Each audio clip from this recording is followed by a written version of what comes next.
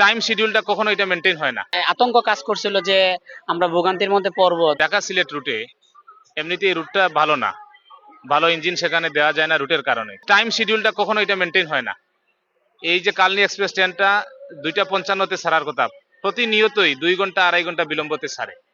আজকে 2:55-তে ছাড়ার কথা, এখন 4:50 3:50 বাজে, এখনো ইঞ্জিনই সংযোগ দেয় নাই, তারপরে ছাড়ার প্রশ্ন।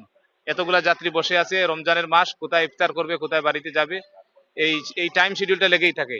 এটা তারা মেনটেন করতে পারে না কখন। টিকিটের ম্যানেজমেন্ট আগের মতোই, এই 8টায় ছাড়লে 10-15 মিনিটের ভিতরে দাও, পাওয়া যায় না। 10 দিন আগেই এই একই একই এই মুহূর্তে অনলাইনে তো 10 দিন আগে পাওয়া যায়, এরপরে আর এই আধা ঘন্টা পরে আর পাওয়া যায় না। অবশ্যই তো আশা করি আমরা, যেহেতু যাত্রী এই রুটে, আমরা বেটার সার্ভিস আশা করি। আর এখন যেহেতু নতুন সরকার আসছেন, আমরা প্রত্যাশা করব রেলমন্ত্রী মহোদয়ের কাছে যাই, উনি এইদিকে সদয় দৃষ্টি দিবেন। শুধু আমাদের ঢাকা সিলেট রুট না, অল ওভার দি কান্ট্রি। রেলের উপর তো যাত্রীর চাপ বেশি, যেহেতু অনেক রোডগুলা নির্মাণাধীন। আর কিছু নতুন সংযোগ, কোচ সংযোগ হয়েছে, এটাও আমরা আশাবাদী যে এই যাত্রাটা, রেল যাত্রাটা মানুষের জন্য আনন্দদায়ক হবে। এবার ঈদ অন্যান্য বছর থেকে এই বছর একটু ভিন্ন ধরনের, অর্থাৎ আমরা গত 2-3 বছর যাবৎ যেভাবে আমরা টিকেটের ভোগান্তি অথবা বাসের ভোগান্তি, ওরকম ভোগান্তিটা এই বছর আশা করি কিছুটা কাটা গেছে।